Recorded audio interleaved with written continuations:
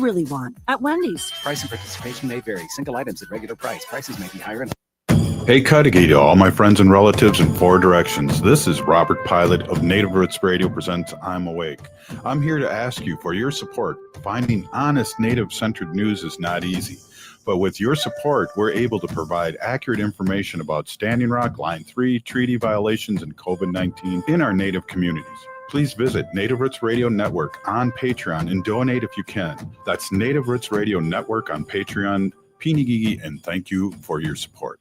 The Walker Art Center is a proud supporter of Native Roots Radio, rooted in Lakota aesthetics of geometry, color, and pattern. Deani Whitehawk's abstractions are rich in meaning, honoring generations of Native artists. Explore her wide-ranging practice, including vivid beading paintings, sculptures, and video installations, and Deani Whitehawk's love language. The Walker is always free on Thursday nights, and citizens and members of tribal nations always get free admission. Plan your visit and get tickets at walkerart.org. The city of Minneapolis is now on Native Roots Radio with Minneapolis AIR. AIR stands for American Indian Relations. Guest host Christine McDonald talks to people about important things affecting the city's Native communities. Minneapolis AIR dives into topics like public safety, public health, elections, and so much more. Tune in to Minneapolis AIR on Native Roots Radio from 5 to 6 p.m. on the second Wednesday of every month, right here on AM 950. The Walker Art Center is a proud supporter of Native Roots Radio. Visit Deani Whitehawk, Love Language, an exhibition that celebrates the Sichangu Lakota artist. The exhibition celebrating Whitehawk closes on February 15th, centered on connection between one another, past and present, earth and sky, and traditions of Lakota abstraction. Love Language is a sweeping survey of Whitehawk's work. The Walker is always free on Thursday nights, and citizens and members of tribal nations always get free admission. More info at walkerart.org. Greg Bakken here. Like you, I love good, fresh, delicious food. So I want to tell you about this treasure in Roseville called Maverick's Real Roast Beef. Maverick's has the best roast beef sandwiches I've ever had. Made fresh, every order. Add fries or onion rings dropped in the fryer when ordered, and you have a winning combination. Maverick's Real Roast Beef has a lot more than roast beef, so check out their website, mavericksbeef.com, or check out their restaurant on Lexington in Roseville. With your AM 950 weather, I'm Patrick Lilia. Tonight, cloudy with a low of 4 below, then Friday, sunshine with a high of 9. There's something for everybody at Cafe Latte in St. Paul, from award-winning soup, salad, sandwiches, and desserts to treats from the bakery made fresh daily and a pizza and wine bar. Cafe Latte is located on the corner of Grand Avenue and Victoria Street. Check them out at cafelatte.com. Portions of Native Roots Radio may be pre-recorded. It's a good day to be indigenous. Get up, stand up. They are going to become more brutal. Cody Cup, hit me cut again. Because all the hippies were trying to be Indians anyway.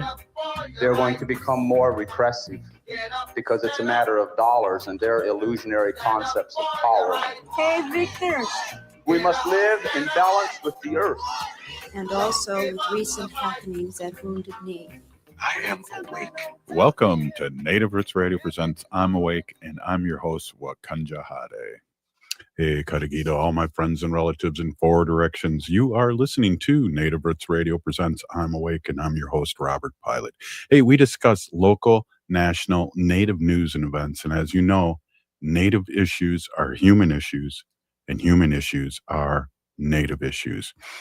I'm so blessed to have our friend Robert Lilligren on, Native American Community Development Institute CEO, president.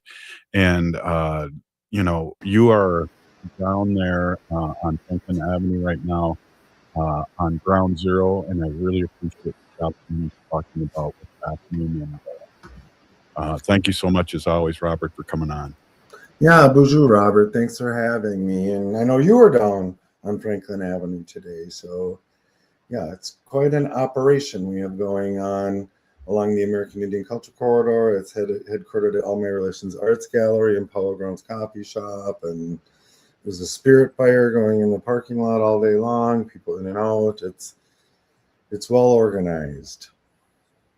Yeah. And, it's I stopped there for a couple hours, stop at the Indian Center, and but you're there, and people from Native American Community Development Institute are there, and all the other people are there every day, long hours, and I just want to give a big shout out of appreciation for everyone that we know, including yourself, that's there all the time and holding down, in a good way, in a really good way. And I just want to say a big Pinigigi thank you, Robert. Yeah, thanks. Very kind. You're giving me way too much credit. It's not really me, but it's, as you said, it's a lot of our staff at NACDI, Native American Community Development Institute. We have our canvassers, our organizers for Make Voting a Tradition. They've been detailed to a few different sites, but they're helping to keep things running to support the protectors. The Indigenous Protector Movement has really stepped into the center, and they're kind of leading the strategy along with the American Indian Movement. And then dozens and dozens, I'm sure it's in the hundreds by now, and of community volunteers, folks coming in from the reservations, folks just stepping in from other communities, Native folks, and it really is encouraging. And there's it's really dire here. It's really difficult, and I think it's hard to understand if you're not really here what it's like. But we are under violent occupation by federal agents here, total disregard for the rule of law, for procedures. They're literally breaking down doors, breaking car windows, pulling people out of their cars. They're taking them and detaining them at the Bedote, which is the confluence of the Mississippi and Minnesota rivers, historically a very sacred site for the Dakota people, been desecrated a lot through colonization. It was the site of a concentration camp. So using this facility to detain people is triggering in a really deep way, and especially our Dakota brothers and sisters, you can just see it, right? And then they're detaining people who are U.S. citizens who were maybe acting as observers, legal observers. They're being detained, held down at Fort Snelling for some hours and then released. And they're being released without their wallets, no money, no identification, no phones, sometimes no coats. And it is cold here. And so there's all this organization in the communities, and not just the Native community, but to meet these detainees as they're released, keep them warm, arrange for transportation home. They don't have any way to get home. So it's just brutal. It's unreal. Well, and like you said earlier, organization-wise, people working together has just been unbelievable. And I go down there and just talk to a few people and donate some money. Oh, great. And but I see things coming and going, meaning people are donating stuff, but also we're getting things out to the neighbors that need it, and also the people that are on the front line. And with that in mind, Robert, I'm wondering if we could talk about how people that are listening to this show across the nation, how they can support. And I know people have been asking. Yeah, thanks for asking. And, we've organized as a community. All communities are, but in the Native community, we prioritize our Native relatives and our non-Native neighbors. And I want to be really clear about that we are inclusive in our support. And our building, where All My Relations Arts Gallery Powell Grounds is dedicated to supporting the efforts of the protectors, right? But people, it's such a high-profile building, our little yellow building on the American Indian Cultural Corridor, so people bring donations there, and then as quickly as we can, we try to get them to the appropriate destination. And then one of the things we're very fortunate to have here in the Twin Cities of Minneapolis-St. Paul is the Metropolitan Urban Indian Directors, MUID. MUD, we call it. And so that's over 3 dozen, or about 3 dozen Native organizations from across the Twin Cities. And so we've come together under the umbrella of Metropolitan Urban Indian Directors and started to organize ways of managing these donations. These donations can become kind of burdensome, and we've learned in past crises we need to be orderly about how we're receiving them. So we have a few different MUD members, the Division of Indian Works on East Lake Street, the Minnesota Chippewa Tribes Building on Franklin Avenue, and there's a site in St. Paul that escapes me right now. But so donations are welcome, but financial contributions are as well. And, you know, we're very organized. We express our Indigenous value of caring for our relatives and for our neighbors, but we don't have a lot of resources. We're just good at doing a lot with a little. And so if folks, for the best place, if you're on social media, if you're on Facebook, I would look for the MUD community page. It's MUID community page, and that keeps updated on what all the MUD membership orgs are doing, very specifically about donations that are needed, also specifically about how you can financially contribute as well. That's where I would go. That's kind of the catch-all spot. So on Facebook, and it's called the MUD, MUID community page. I have it up right now, as a matter of fact. So yeah, and people have just responded incredibly. And, you know, I'm an optimist. I think you know that, Robert. And so I believe, I know there'll be a day after all of this, right? And there's so much energy and positivity really coming out of our crisis response. And so for me, trying to look into the future, it's like, what can we embrace and kind of amplify once all this is done? And there's things like the incredible way the next generation leadership has stepped in. I mean, it's a beautiful thing to see. So oldies like me, you know, can do the other things that I'm good at, you know, as these younger leaders step in. Another is the level of tribal involvement here in the urban Indian community, which is unprecedented. Not just Minnesota tribes from across the country. Navajo Nation was here, and they're trying to look after their citizens and get IDs into people's hands. A big movement toward that. And another thing is the collaboration across affected communities, right? And we're always supporting and building relationships with our Latino neighbors, our East African Somali neighbors, but this is giving us something to really do together. And so I look forward to figuring out how we sustain those kind of collaborative relationships going forward.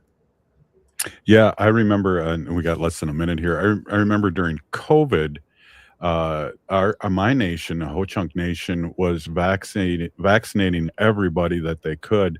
You didn't have to be Native because they wanted the community safe, and that's you know, that's what we're doing here in Minneapolis, St. Paul, and is keeping everybody safe, and it doesn't matter who you are. Right. Hey, right on. Hey, we're here with Robert Lilligren, Native American Community Development Institute, and a White Earth Ojibwe citizen. We'll be right back after this short break. Please stay with us.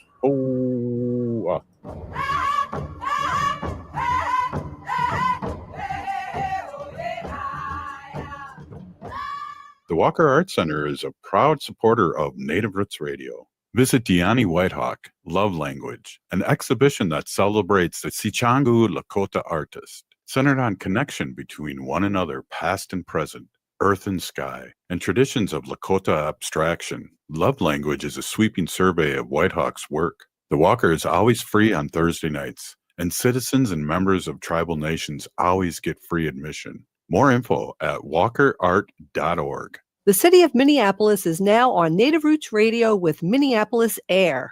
AIR stands for American Indian Relations.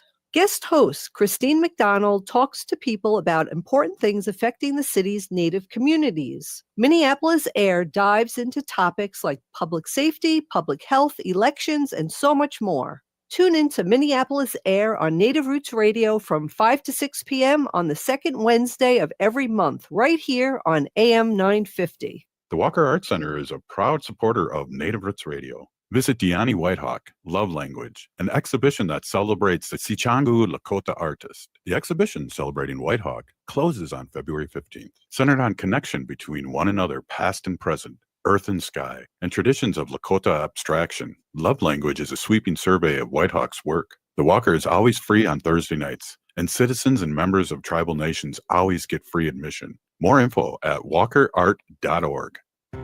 Hey, Francois, have you made any New Year's resolutions? No. Well, mine is to learn some French. Can you help me?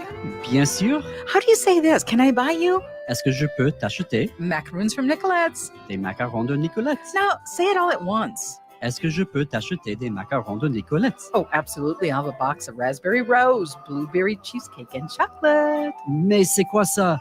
Thank you, Francois. You can order them online at nicolettesmacaroons.com or visit their store in Plymouth. Merci. I'm Lieutenant Governor Peggy Flanagan, and I want to be your next United States Senator, and you are listening to Native Roots Radio. Welcome back to Native Roots Radio presents I'm Awake, and this is Robert Pilot. Hey, welcome back, everyone. Hey, we are here with Robert Lilligren, CEO and President of Native American Community Development Institute here in the Twin Cities, Minneapolis. And I only got you for one more segment here, and there's so much to talk about. But it's part of I think what you were saying, too, a little bit earlier, the way all these people, our young ones, are stepping up, organizations are stepping up. It's too early to celebrate, but it is a kind of a thing to celebrate, to see how well that's going on in the community. And again, stopping down at the powwow grounds and seeing how everyone's engaged. There's media from across the world there interviewing everybody. It's just amazing. Yeah, it is. And we're getting a lot of attention, and we're trying to, keep people safe. And we do have international media. We've had reporters from England, France, Germany, Italy, Japan.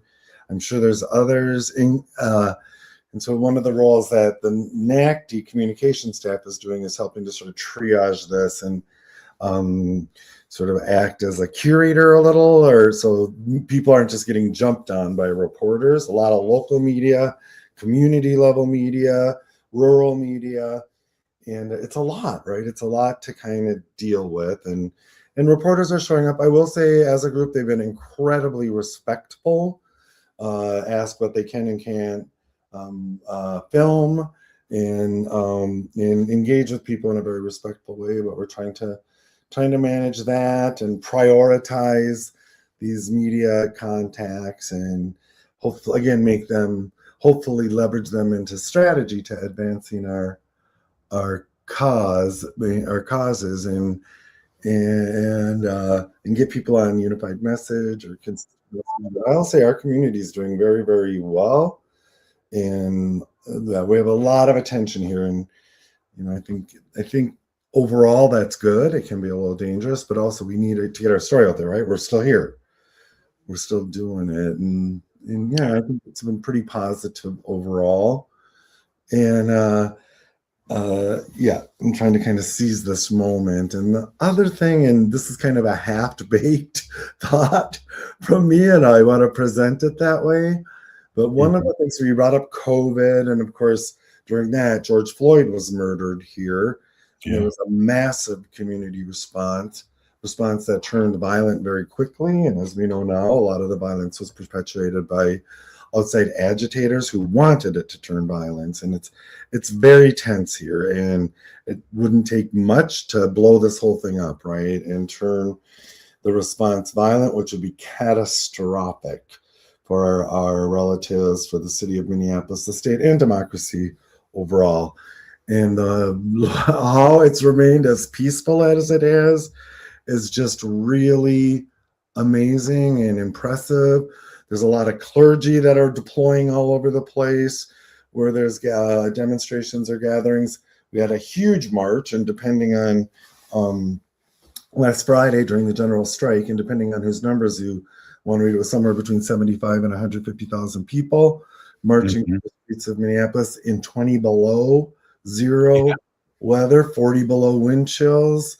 And we're very hardy people, and we're serious about what's happening here. It's grim, but we're determined, and we're determined to keep this peaceful. So here's my half-baked idea, and I've got to give it some more thought. But just comparing where we were at this point after George Floyd was murdered, and comparing where we are, that was violent and out of control, comparing where we are now, people are passionate but peaceful. And I just have a hunch that at the kernel of some of this peaceful response is Indigenous, right? We're kind of at the core of this. We're determined to remain peaceful and prayerful throughout this, to walk with their neighbors. And so as I'm kind of just thinking this through, I think that there's the fact that Indigenous voices are being heard and are being centered in a lot of what's happening in the response. I think we're contributing in a very important way. Well, there's a couple things that I've brought up, and one of them, there's going to be a memorial for both at both sites, and I see on social media that the jingle dress dancers are going to be really out there in full force. But one of the things we talk about, and we're the resistance experts. I've been saying this almost every show, and it's a meme. Of course, I didn't come up with it. I'm not that smart. But the rage you feel right now is what Native American Indians people have felt for decades. Welcome to the front lines. And I guess when I say that, I'm very proud of Minnesota too. Yeah, no, I've seen that meme as well, and I agree with it. And that's, right now, like, we're in front of a lot of non-Native media, a lot of non-Native groups are engaging some of us to understand more what's going on. And I lead with that, not that quote necessarily, but this idea that for Indigenous people to be under attack, by violent attack by the federal government, that's as old as time here on Turtle Island, right? This is something we're very accustomed to. And like you said earlier, it kind of triggers this trauma that we carry very near the surface, but it's not unfamiliar. And so for a lot of communities, I think this is a new dynamic and a new feeling. And again, that kind of puts the Native and Indigenous perspective and voice in the forefront. Yeah, well said. Better said than I said. There was two things that happened a couple days ago. Well, there's more than two, but I just want to mention these because you're pretty much our political guru here in Minnesota when you come on. And we want to give a shout out to Shelley Buck, but also that other election that happened on the same day. What a landslide in a kind of a purplish area.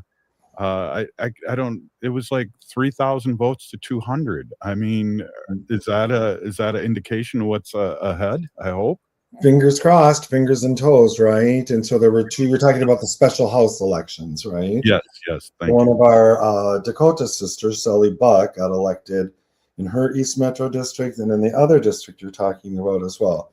The Democrat. It was a special election to replace a Democrat, so it's not the biggest surprise. But the number I am really impressed with is in those two special elections on Tuesday. Democrats won by 97%. It's either 97.5 or 95.7% in those two districts. So that goes to your point, and does this feel like the start of, or the continuation of a blue wave? Maybe. I like to think so, but more and more, all of the kind of polling that we're seeing around, especially around this ICE involvement, people don't like it. And I think especially here, the two people that were shot dead, murdered by federal agents, were white people, 37 years old, respectable, respectful.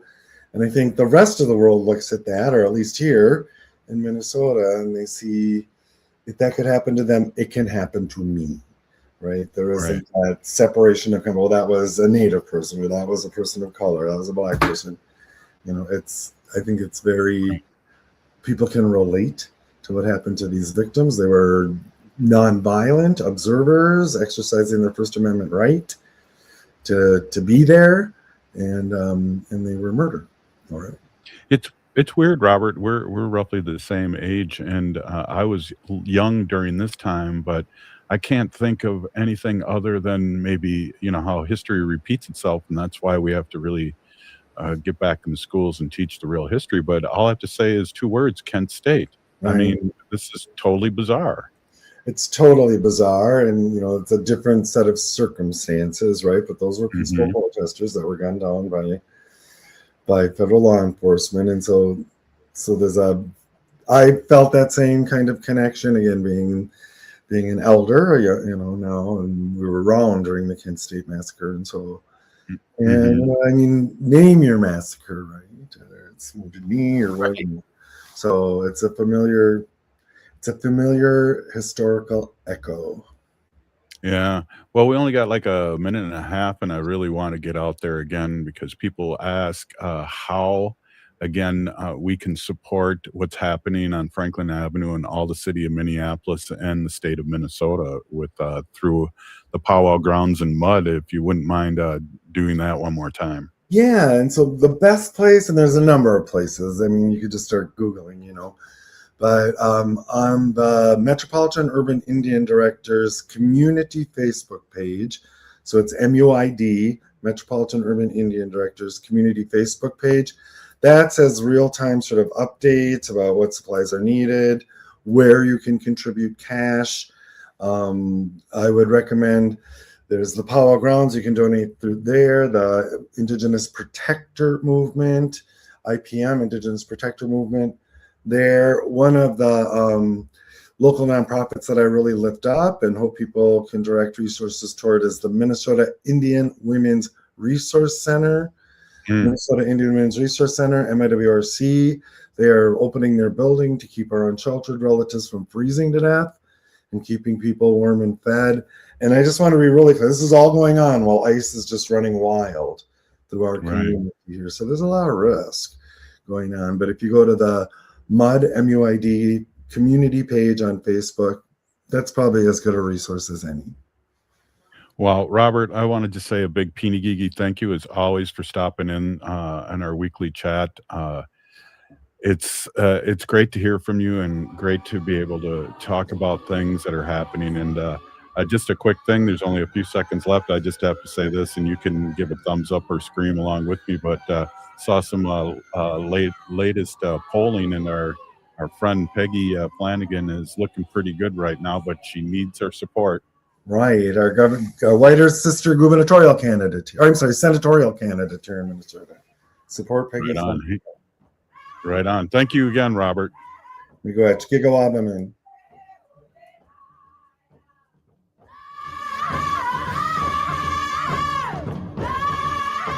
The Walker Art Center is a proud supporter of Native Roots Radio, rooted in Lakota aesthetics of geometry, color, and pattern. Diani Whitehawk's abstractions are rich in meaning, honoring generations of Native artists. Explore her wide-ranging practice, including vivid beading paintings, sculptures, and video installations, and Diani Whitehawk's love language. The Walker is always free on Thursday nights, and citizens and members of tribal nations always get free admission. Plan your visit and get tickets at walkerart.org. The city of Minneapolis is now on Native Roots Radio with Minneapolis AIR. AIR stands for American Indian Relations. Guest host Christine McDonald talks to people about important things affecting the city's Native communities. Minneapolis AIR dives into topics like public safety, public health, elections, and so much more. Tune in to Minneapolis AIR on Native Roots Radio from 5 to 6 p.m. on the second Wednesday of every month, right here on AM 950. The Walker Art Center is a proud supporter of Native Roots Radio. Visit Diani Whitehawk, Love Language, an exhibition that celebrates the Sichangu Lakota artist. The exhibition celebrating Whitehawk closes on February 15th, centered on connection between one another, past and present, earth and sky, and traditions of Lakota abstraction. Love Language is a sweeping survey of Whitehawk's work. The Walker is always free on Thursday nights, and citizens and members of tribal nations always get free admission. More info at walkerart.org. Hey, Chanhassen and Eden Prairie, it's Alex with Buzz Cut Mowing. Why wake up early, freeze, and shovel snow when I can handle it for you? I provide fast, reliable snow removal so your driveway and sidewalk stay clear, safe, and stress-free all winter long. Relax, enjoy your morning coffee, and let me do the heavy lifting. Visit buzzcutmowingmn.com today and make this winter easier, warmer, and worry-free with Buzz Cut Mowing, because nobody likes shoveling snow. Hey, it's Patrick for Zero Res. Pretty much everybody I talk to is ready to leave 2025 behind. So what better way to do that than quite literally have Zero Res come over and clean that 2025 dirt out of the house. Pretty much any surface in your home can be Zero Resified, from carpets, tile, rugs, upholstery, hardwood, and so much more. Zero Res can take care of it all, so it's time to call the cleaning pros. Start your freshest year yet in 2026 with Zero Res's biggest sale ever in celebration of the new year, and wash 2025 right out of your home with this deal. This month, you can get 3 rooms of carpet clean starting at just $119 and a free hallway, plus 15% off regularly priced services like air ducts, upholstery, area rugs, tile, hardwood, and more. Call 9520-RES or go to ZeroResMinnesota.com and ask for the AM 950 special. Backorder forward spells the same. Zero Res. Greg Bakken here. I've told you about the out-of-the-world roast beef sandwiches at Maverick's Real Roast Beef, but I haven't told you about their Philly steak sandwiches, turkey bacon avocado sandwich, BLT, crispy chicken, fish sandwiches, brisket, or pulled pork. Okay, you get the idea. They make a lot of delicious food to the same standard as their famous roast beef sandwiches, and now I'm starving. I'm going to go to Maverick's Real Roast Beef off Lexington and Roseville, and you need to go too. Check out their menu at mavericksbeef.com. With your AM 950 weather, I'm Patrick Lilia. Tonight, cloudy with a low of 4 below, then Friday, sunshine with a high of 9. There's something for everybody at Cafe Latte in St. Paul, from award-winning soup, salad, sandwiches, and desserts to treats from the bakery made fresh daily and a pizza and wine bar. Cafe Latte is located on the corner of Grand Avenue and Victoria Street. Check them out at cafelatte.com. AM 950, the progressive voice of Minnesota. You're listening to Native Roots Radio. I'm Bobby Wilson. Witcha. Welcome to Native Roots Radio presents I'm Awake, and I'm your host, Ogichidaa. Hey, welcome back, everyone. This is Native Roots Radio, and really excited to have these two guests on. Nibi, why don't you introduce yourself and introduce our great senator here, state senator, and then let's get going on this. Yes, good evening. I'm so happy to be here. Nibi Ogichidaa Ikwe, water warrior woman, tribal member of Bad River Band of Lake Superior, Ojibwe. And I'm here with Senator Susan Pa, who is a wonderful friend of mine, and we've been working together on the Sustainable Foraging Task Force. So I'm so happy that she was able to take time from her busy schedule to come and hang out with us for a little while, and we can talk about foraging. Yeah, definitely. Welcome, Senator. Really great to have you on, and tell our listening audience, because we're all over the country and we're on many stations, and where you're located and where you're the state senator over in your district. Well, thank you so much. First, thank you, Robert, for having me on this show. I'm excited to be here. So I'm the senator that represents Senate District 38, which is actually the most diverse Senate district in the entire state of Minnesota. And that encompasses the cities of Brooklyn Park, Brooklyn Center, and Osseo. Awesome. Well, let's talk about this, because this has been a really important, Nibi, this has really been important, and let's get down to brass tacks. What's the issue here, and let our audience know, and then we can talk to the senator a little bit about how she's really stepping up for us in a good way. So Nibi, let's talk just a little bit about what's happening here in Minnesota, good and bad. So there's obviously a lot going on in Minnesota. One of the things that we're working on behind the scenes has been able to connect our people back to the land and water and the plants in a healthy way, so that we are connected in the way that the Creator had intended us to be. And when I say that, I really want that for everybody across all of Minnesota, because there's so many beautiful plants and medicines that are out there on the public land that are available for us to be healthy and to live a lifestyle that was more connected, the way that our ancestors lived. You know, we all knew our plants, we all knew our medicines, we all knew how to go and make our tea when we needed it. And so that's what I feel like I have brought to the task force, is reminding us that traditional ecological knowledge is so important, because that is what sustainability is actually based on. That is the foundation of traditional ecological knowledge, is having that connection where we know how to take care of the land and water in a way that it will then take care of us. So I'm so grateful to be a part of this task force as a representative of Minnesota Indian Affairs Council. And I feel like I learned a lot from the task force as well. There's a diverse group of people that have come together. And, there were things that we disagreed on, but there were also many things that we got along together really great on. So I think that it's important that I can highlight the fact that there was a lot of good collaboration, wonderful words brought to the table by many different groups. Senator Susan Pa was probably one of my favorite ones. I found out that we had a lot in common and that our backgrounds are very similar in how we care for the land and water. So, I'm just grateful. It's been a long journey to get where we are today. And to be honest, it was actually going on a lot longer before I was actually asked to join the task force. So I was wondering if, Senator, you would like to give some background on the legislative story of, how we got to where we are? Yeah. So actually, I have been a forager my whole life and have always found that our state laws were very restrictive. And then our DNR website didn't give a lot of information about what was the guidance for foraging.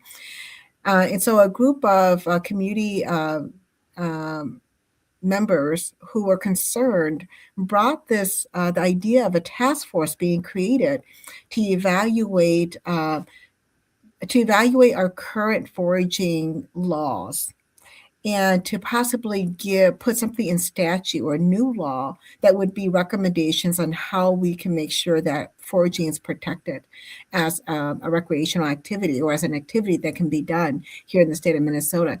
At that time, the DNR, prior to them coming to me, the DNR was actively seeking to put in rulemaking that would restrict foraging and would also, to some limits, I should say, not restricted totally, but to some limits, and put limits on how much you can forage. And that was a concern from the public.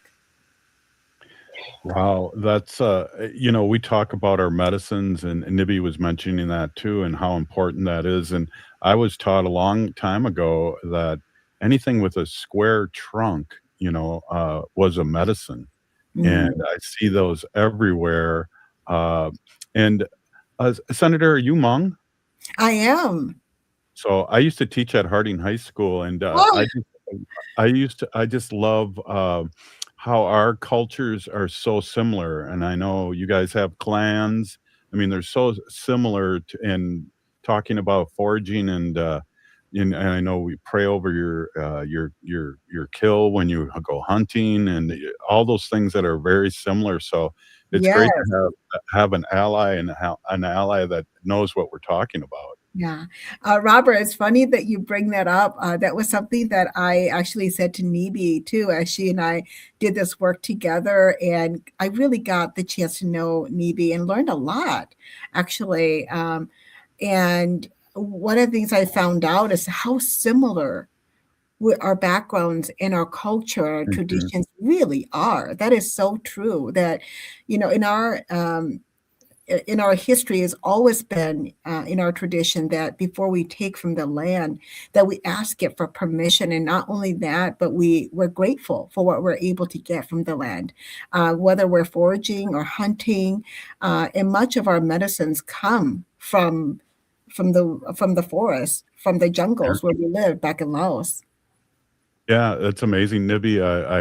I didn't know that until I taught a high school in St. Paul and Harding specifically. We have such a great Hmong population there, and I just retired 5 years ago or 4 years ago. But it blew my mind because when I started working there, that school didn't have Hmong students, and the students are really active as they should be because they're a high percentage. Nibi, what do you? That's just amazing, isn't it? That it's like the medicine wheel. We're all related. Yeah, so beautiful. I thought that going into the task force, I knew there was going to be differences from different agencies and different perspectives, but I really found it powerful in the way that we were able to work so well together on most items. And I thought that it was so beautiful in the way that we were able to respectfully give our opinions, our input, our expertise in the different things that we're there to speak about. And I thought that it was wonderful that Senator Pa was able to very kindly take everybody's thought processes and try to put it together in a way that I think was, the best we could and the best for all of us. I think it's most important that as we do this work, traditional ecological knowledge remains the center of what we do. All these recommendations that are coming forward, really, the only way for success is to be sustainable in foraging. And I keep reminding the task force, I think I say it through every meeting, that that's exactly what traditional ecological knowledge is. It's literally the wisdom from the creator to utilize the gifts that are provided for all of us. So, I take that as a blessing that we were able to incorporate that traditional ecological knowledge into some of these recommendations. I think my favorite one was the fact that the task force recommends the use of plain language to provide clear and accessible information that makes it easier for the public to understand statutes, rules, and traditional ecological knowledge related to foraging on DNR managed state lands and waters. Wow, that is a that's huge beautiful. step forward for us, especially working with the DNR. That's beautiful and right.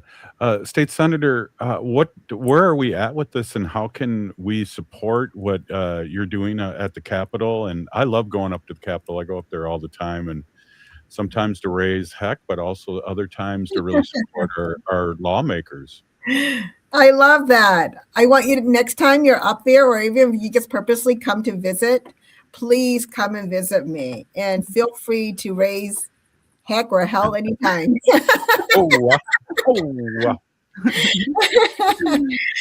So going forward, we have finished the work of the task force recommendations. It does not mean the work is done, though. We take the recommendations from the task force and then we put it into a legislative bill that will be going before the legislature and before the Committee on Natural Resources to take a look at and to vote on. It has to pass the House, it has to pass the Senate, then the governor has to sign it before it becomes law. But there's still a lot more work to be done. From the time that we finish our work as a task force, we still have to engage with many stakeholders, including our tribal nations and tribal members, before we even get to the point of passing a law. But it's good that we've got this, we've got the recommendations, we've got a report that we can start showing people to say, hey, this is where we landed. Now, what do you guys think? And start to get that feedback and that input. It's hard to get that input when people don't have something to reflect on or to give feedback on. So we're hoping that we can start that right away.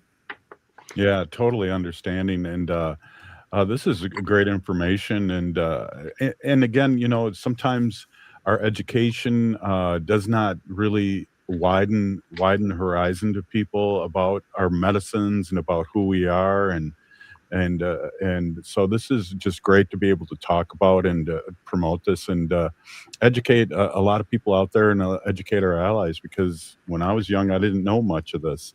Hey, we have to take a break, but can you guys hold on? And I want to just not only talk about this, how we can support you, but also talk about how are you guys doing with what's going on here in the state. And I'd really like to get your input on that, State Senator and Nibi. That would be great to talk about. And then we can get back into it. But hey, this is Native Roots Radio. I'm excited to have you on, and we'll be right back after this short break. The Walker Arts Center is a proud supporter of Native Roots Radio. Visit Diani Whitehawk, Love Language, an exhibition that celebrates the Sichangu Lakota artist, centered on connection between one another, past and present, earth and sky, and traditions of Lakota abstraction. Love Language is a sweeping survey of Whitehawk's work. The Walker is always free on Thursday nights, and citizens and members of tribal nations always get free admission. More info at walkerart.org. The city of Minneapolis is now on Native Roots Radio with Minneapolis AIR. AIR stands for American Indian Relations. Guest host Christine McDonald talks to people about important things affecting the city's Native communities. Minneapolis Air dives into topics like public safety, public health, elections, and so much more. Tune in to Minneapolis Air on Native Roots Radio from 5 to 6 p.m. on the second Wednesday of every month, right here on AM 950. The Walker Arts Center is a proud supporter of Native Roots Radio. Visit Deani Whitehawk, Love Language, an exhibition that celebrates the Sichangu Lakota artist. The exhibition celebrating Whitehawk closes on February 15th, centered on connection between one another, past and present, earth and sky, and traditions of Lakota abstraction. Love Language is a sweeping survey of Whitehawk's work. The Walker is always free on Thursday nights, and citizens and members of tribal nations always get free admission. More info at walkerart.org. AM 950 would like to thank everyone who joined and donated during our winter membership drive. Your support shows that Minnesotans still value an independent progressive radio station that delivers facts, not spin. AM 950 is locally owned, based right here in the Twin Cities, and dedicated to uplifting small businesses and diverse communities. At a time when some voices are being pushed aside, AM 950 refuses to be silenced. Please help keep progressive radio on the air. Visit am950radio.com and donate today.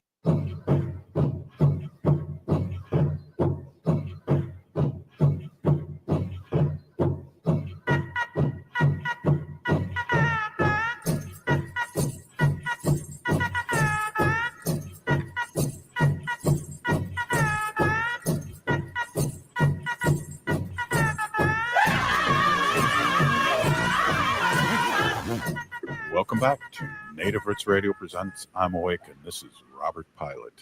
Hey, welcome back, everyone. Hey, we are here with Nibi and State Senator Susan Pa, and really excited to have you on and talk about foraging. You know, we've been talking so much about what's happening here in the state of Minnesota, and I just want to touch base on that and recognize that too. State Senator, how are you and your constituents holding up with what's going on here nationally? Or locally? As I am sure that you know, and many of your listeners too know, that there has been an immense amount of ICE activity here in the state of Minnesota, and specifically in the metro area. Not just Minneapolis and St. Paul, but even the suburbs, first ring and second ring suburbs, and throughout the state of Minnesota. My district being one that's very diverse, and actually I believe almost 20% of my residents, I have to give you the numbers later, but almost 20% of my residents are foreign born. So that means they're not born here in the United States. We have ICE on our streets, in our shopping areas, in the parking lots of businesses, around our schools, around our government buildings. They're everywhere in our cities. And that is what's scaring people. They're afraid to go out of their home because ICE is targeting them while they're driving. And not just because they're looking for them. They're looking for someone who looks a certain way. They have definitely they're profiling people based on what they look like. And so we know that. So a lot of my residents are living in fear. And as we can see on the news, ICE is using excessive force against our people. So that's something that's very, very scary right now. And I feel like we're in crisis. We're moving from one crisis to another. It feels that way for me every day. Well, and also too, like you just mentioned right there, this year's been terrible with the school shooting, with Hortman and her husband and her dog being assassinated in the shootings. Absolutely, this has been unbelievable year, and the year seems like 10 years. And Nibi, how are you holding up, and you and your family with what's going on around here? It's just got to be a dark cloud over everybody here that's sane, but SPIPOC people. Yeah, it's pretty scary. I know a lot of activities have been canceled, so it's affecting our children and our communities in a way that is really sad. My son, he was accepted into this high honors music program in Minneapolis. It was going to be at the convention center, and it got canceled, and they're hoping at some point that they can reschedule. But at this point, it's just, it's a lot of kids being let down because they have all these activities that they were intending to be a part of. And then it's sad too because many students are now choosing to stay home. The schools had talked about the attendance is very low. And so that makes me kind of sad too that, you know, kids are afraid. And I just think kids shouldn't have to worry about that kind of stuff. And then I guess I've just been trying to help out where I can, you know, giving people rides where I can and donating some resources here and there. I myself have been a little bit scared too because I typically use my tribal ID as my main form of identification. And so, you know, I keep thinking about that. Like, I don't understand why we have to worry about all this crazy stuff. It's not the way that it's supposed to be. So I guess in the back of my mind, that's why I try to focus on the good, trying to find a way for all of us to get connected back to the land, the water, the plants in a way that you know, is more healthy and productive and positive for all of us. So I'm just trying to keep the focus on the good. Is difficult. As difficult as That's a really good point, and I'm glad that's why we're talking about foraging now, State Senator. What back to that? I guess you know, how can people support you and support this action? And I know it's going to be a little different at the Capitol now. I don't know if if it's going to be having to go through a you know, gun detector or whatever, but still it's a very welcoming place for people out there to come visit you or visit and you love having your constituents come by. Yeah. You know, in the past, as legislators, we've always kind of had some concern about the Capitol allowing guns inside, but also not having any way to check if people have guns, if they have even a permit to carry, or if they're, or anything. I mean, there really was no checkpoint whatsoever. And if you've ever been in one of our Senate chambers, we're all kind of below, and people can come up to the gallery of the chamber and sit up in the gallery and watch us have floor sessions on the bottom.